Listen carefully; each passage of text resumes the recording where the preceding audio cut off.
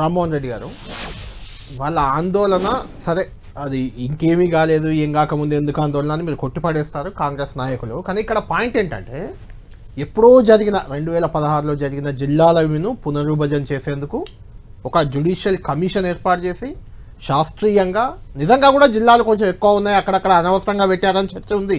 అలా నేను దాన్ని ఏం తప్పు పట్టట్లేదు, జిల్లాల పునర్విభజన మంచిదే, మీరు చేయాల్సిందే. దానికి కమిషన్ ఒకటి ఏర్పాటు చేస్తామని చెప్పారు చాలా పద్ధతిగా. మరి అది జిహెచ్ఎంసీకి ఏమైందండి? ఇంత పెద్ద జిహెచ్ఎంసీని మీరు విభజించాలా, విలీనం చేయాలా అన్నప్పుడు కూడా ఒక కమిషన్ వేసి లేకుంటే ప్రజల అభిప్రాయాలు తీసుకొని చేస్తే ఇంకా మీకు మంచి పేరు వచ్చేది కదా. కళ్యాణ్ గారు, ముందుగా మీకు ప్యానల్ ఉన్న పెద్దలకి అండ్ టెంటివ్ ప్రేక్షకులందరూ కూడా గుడ్ ఆఫ్టర్నూన్. ఇప్పుడు ఇక్కడ కన్ఫ్యూజన్ ఎందుకు వస్తుందో మాకు అర్థమైతలేదు. అయితే కాదు, జిల్లాలకి సంబంధించినటువంటి రీఆర్గనైజేషన్ ఒక అంశం. గ్రేటర్ హైదరాబాద్ పరిధిలోకి మాట్లాడుతున్న తప్పే మీరు చేస్తున్నారు అనేది ఇప్పుడు మళ్ళీ జిల్లాల విషయంలో తప్పు చేశారు, మీరు జిహెచ్ఎంసీ విషయంలో చేస్తారు. జిల్లాల విషయంలో వాళ్ళు చేసినటువంటి తప్పులని సరిదిద్దేటటువంటి ప్రయత్నం జరుగుతుంది. దాన్ని జ్యుడిషియల్ కమిషన్ ఇస్తున్నాము, చట్టబద్ధంగా శాస్త్రీయబద్ధంగా ఒక పార్లమెంటేరియన్ ని కూడా కన్సిడరేషన్ తీసుకొని జిల్లాలకు సంబంధించిన అంశం జెర్సేపు అది మనం పక్కకు పెడదాం. అయితే కళ్యాణ్ గారు, ఇప్పుడు ఒకటే విషయం, సికింద్రాబాద్ అనేటటువంటిది ఫస్ట్ మున్సిపాలిటీ కింద ఉండే 1945. దాని తర్వాత కూడా మళ్ళీ ఒక 5 సంవత్సరాల తర్వాత కార్పొరేషన్స్ కిందకి అయింది. దాని తర్వాత కూడా మళ్ళీ ఇది హైదరాబాద్ మున్సిపల్ కార్పొరేషన్ కిందకి కలిసిపోయింది. అప్పటి నుంచి ఇప్పటిదాకా 1960 నుంచి ఇప్పటిదాకా కూడా సికింద్రాబాద్ అనే పేరుతోటి ఎక్కడ కూడా కానీ పేరు కానీ లేకపోతే ఇంకొకటి కానీ ఎక్కడ లేదు. ఎందుకనంటే హైదరాబాద్ యొక్క ఇంటిగ్రల్ పార్టీ కిందకే సికింద్రాబాద్ అనేటటువంటిది ఉంది. ఎప్పటి నుంచి? 1960 నుంచి. అంటే ఎన్నేళ్ళు అయింది? 60 ఏళ్ళ సంది, 65 ఏళ్ళ సంది కూడా హైదరాబాద్లో మమేకమైనటువంటి సికింద్రాబాద్ ప్రాంతమే ఉంది తప్ప సికింద్రాబాద్ అనేది సపరేట్ ఎక్కడైనా వదిలేయండి. మీరు సికింద్రాబాద్ గురించి నేను మాట్లాడట్లేదు. ఇప్పుడు అసలు ఆ జిహెచ్ఎంసీకి ఎందుకు శాస్త్రీయత లేకుండా విభజించారు? ఏది ఎక్కడ ఉంటుంది? 300 వార్డులు 3 అవుతాయా, 2 అవుతాయా, 1 అవుతాయా? ఏ క్లారిటీ ఎవరికి లేకుండా విభజించారు కదా అనేది చర్చ. ఇప్పుడు హైదరాబాద్ మున్సిపల్ కార్పొరేషన్స్ యాక్ట్ ఉండే 1955. ఆ చట్టం తర్వాత 2007 జిహెచ్ఎంసీ యాక్ట్ వచ్చింది. అవును, జిహెచ్ఎంసీ యాక్ట్ వచ్చినప్పుడు ఏమైందండి, 100 వార్డులు ఉండే. అప్పుడు 100 వార్డులని 150 వార్డులు చేస్తారు. అవునా? మరి నగరం పెరుగుతుంటున్నటువంటి పరిధి మనం తీసుకుంటూ ఉంటున్నప్పుడు, అభివృద్ధి అనేటటువంటిది ముందుకు సాగాలని అనుకుంటున్నప్పుడు, ఇంకా కొంచెం రిమోట్గా ఉంటున్నటువంటి ప్రాంతం కూడా చక్కగా బౌండరీ అయింది ఈరోజు హైదరాబాద్కి. ఏంది? Outer ring road. ఆ ఔటర్ రింగ్ రోడ్ని బౌండరీ లెక్క తీసుకొని ఉంటున్నటువంటి ప్రాంతాలల్లో ఇదే దాంట్లో మహానగరం ఎట్లుంటుంది, ఇదే దాంట్లో పల్లెటూరు ఎట్లుంటుంది, ఇదే దాంట్లో మహానగరం ఎట్లుంటుంది, ఇదే దాంట్లో మున్సిపాలిటీ ఎట్లుంటుంది. ఔటర్ రింగ్ రోడ్ లోపల ఉంటున్నటువంటి పరిధికి కనీస వసతులు ఇక్కడ నగరం నడిపట్టున జరుగుతున్నటువంటి ఔటర్ రింగ్ రోడ్ పెద్ద దూరం కూడా కాదు కదా, అక్కడికి ఎట్లా జరగాలి కదా. ఇది ఒక ఆలోచన, ముందస్తు ఒక విజనరీకి ఉండాల్సినటువంటి ఏంటంటే, గతంలో 10 సంవత్సరాలు వాళ్ళు చేయలేనటువంటి మేము చేస్తున్నాం కాబట్టి వాళ్ళకి అక్కసేమో, అంతకుమించి వేరేది లేదు. 2018లో 5 జోన్లు ఉంటున్నటువంటి దాన్ని మరి 6వ జోన్ కిందకి, మరి నార్త్ జోన్ కిందకి సికింద్రాబాద్ని వాళ్ళు తీసుకొని పోయారు.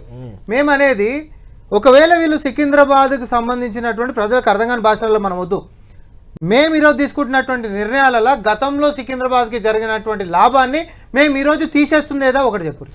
ఇప్పుడు హైదరాబాద్ అనేది 300 వార్డులతో మహానగరంగా ఉంటుందా? మెగా సిటీ అంటున్నాం. అంటే 3 కార్పొరేషన్లు, 4 కార్పొరేషన్లు, 2 కార్పొరేషన్లు కావు కదా.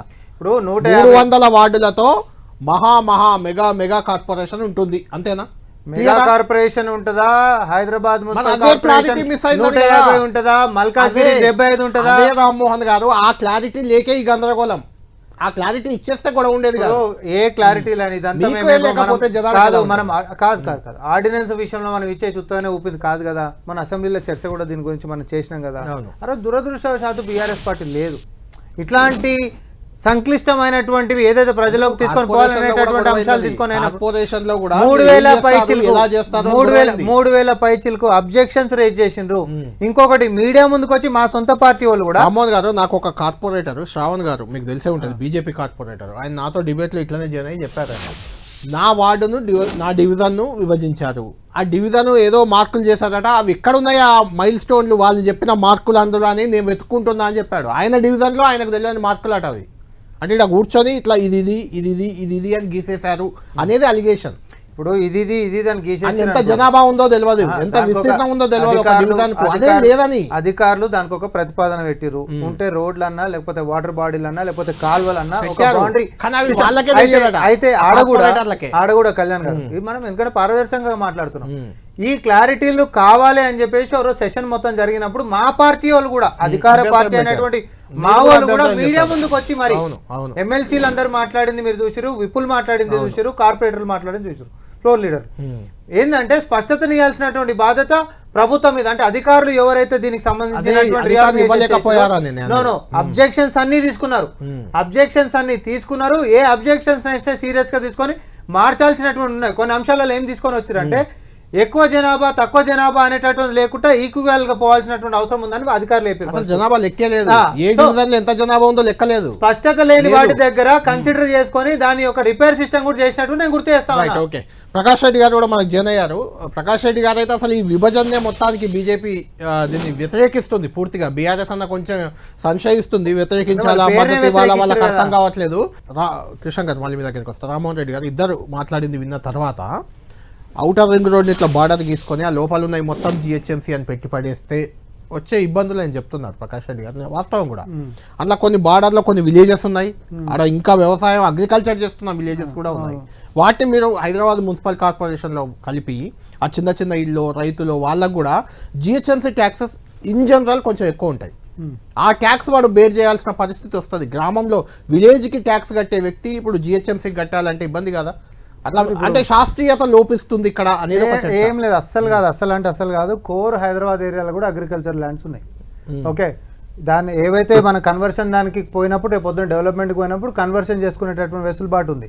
హైదరాబాద్ లో ఎక్కడైతే ఆల్రెడీ జిహెచ్ఎంసీ లిమిట్స్ లో ఉన్నాయో ఇప్పుడు 1 ఎకరం 2 ఎకరాలు అగ్రికల్చర్ ల్యాండ్ ఉందని బయట ఉన్న 50 ఎకరాలు అదే అంటున్నా, బయట ఉన్న 100 ఎకరాలని మీరు ఇందులోకి తెచ్చి కలిపేస్తారు. నేను మీరు అంటున్న శాస్త్రీయతనే లేదు అంటే శాస్త్రీయత లేకుండా ఎట్లుంటది అంటే Secunderabad integral part of Hyderabad GHMC లోపలంతా జిహెచ్ఎంసీ చేయమని కళ్యాణ్ గారు శాస్త్రీయత ఆధారంగా నిర్ణయించారు. ఎవరు నిర్ణయించారు? అది ప్రభుత్వం ఒక డెసిషన్ తీసుకున్నా దానికి శాస్త్రీయత అవసరం కదా. నేను ఒకటే చెప్తున్నా, అసలు ఆ ఊరికి ఎవరు చెప్పారని చెప్పి రోడ్ వేసిర్రు? ఆ ఊరికి ఇప్పుడు డెవలప్మెంట్ ఎవరు కావాలన్నారు?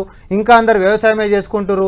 ఇప్పుడే దానికి స్కూల్ ఎందుకు? వాళ్ళంతా వాళ్ళు బతుకుతారు కదా కలపడం గురించి దాని మీనింగ్ ఏంది? గదే కదా చాలా ప్రాంతాల్లో ఒప్పుకోవట్లేదు. దాని మీనింగ్ ఏంది? 100% ఎవరైనా కూడా వారి యొక్క ప్రాపర్టీ వాల్యూస్ పెరిగేటటువంటి అంశము నీ గ్రేటర్ హైదరాబాద్ లిమిట్లోకి వచ్చినాయంటే నీకు ఎస్కలేషన్ ఎంత ఉంటుంది? క్యాపిటల్ వాల్యూ 100% పెరుగుతుంది.